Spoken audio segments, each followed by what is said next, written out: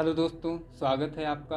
आप देख रहे हैं इवान लॉक्स और यहाँ पे मैं आपको मोटिवेशनल कहानियाँ सुनाता हूँ। इससे पहले मैंने 2 कहानियाँ और सुनाई हैं, तो आप मेरे चैनल पे जाइए, उन्हें ज़रूर देखें। तो आज की कहानी का टाइटल है सुखद भविष्य की तैयारी।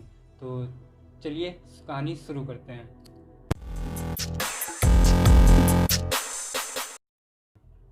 एक देश था, वहाँ पे राजा बनने के लिए हर 1 साल में चुनाव होते थे। जैसे अपने वहाँ हर 5 साल में चुनाव होते हैं, वैसे ही वहाँ पे राजा बनने के लिए हर 1 साल पे चुनाव होता था। हर साल नया राजा बनता था और जो पुराना राजा होता था उसके सारे वस्त्र ले लिए जाते थे और उसको सिर्फ एक लंगोट और एक चादर दी जाती थी।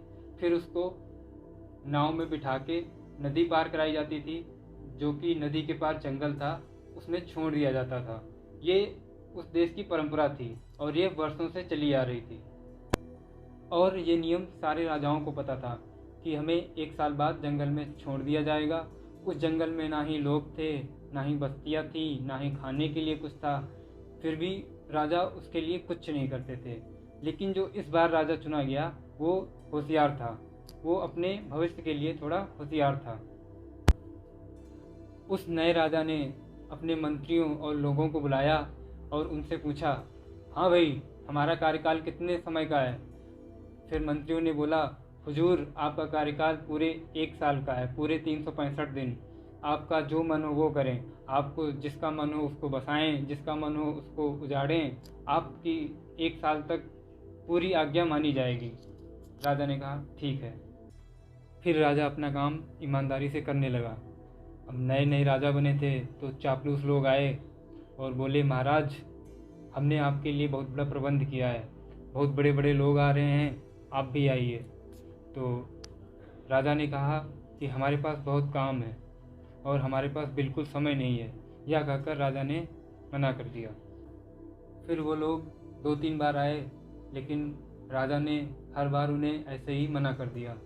फिर उन लोगों ने आना ही बंद कर दिया। सोचा कि ये काम तो करेगा नहीं, फालतू में जाके टाइम वेस्ट करते हैं। राजा भी मन ही मन खुश हुआ कि चलो पीछा छूटा इन लोगों से। फिर राजा ने अपने मंत्रियों को बुलाया और उनसे कहा कि नदी के पार जो जंगल है उसको साफ़ करो और वहाँ पे नगर के नगर बसाओ और वहाँ पे किसी चीज़ की कमी नहीं होनी चाहिए। अब राजा का आदेश था, किसी चीज़ की कमी तो थी नहीं और मंत्री जुट गए काम में। और राजा ने उन्हें आदेश दिया था कि ये काम हमें 11 महीने के अंदर हो जाना चाहिए। फिर जब राजा का कार्यकाल पूरा हुआ तो राजा के भी कपड़े उतरवाए गए, उन्हें लंगोट दिया गया, चादर दी गई और नाव में बिठाया गया और उनसे कहा गया कि आप जाइए। तो राजा जो था नाव में बैठा और जाने लगा।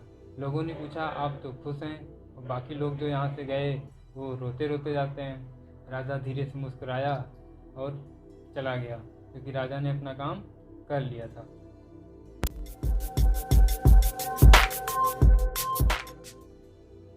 इस कहानी से हमें ये शिक्षा मिलती है कि हमें भी अपने भविष्य के बारे में सोच के रखना चाहिए। अगर राजा चाहता तो भी 1 साल तक भोग विलास में पड़ के आराम से मज़े कर सकता था, लेकिन उसने ऐसा नहीं किया। उसने अपना तो भला किया ही, बाकी अपने साथ साथ जो उसके पीछे और राजा आएंगे उनका भी भला किया। राजा स्वार्थी था, लेकिन राजा ने सिर्फ अपने लिए वो नहीं किया।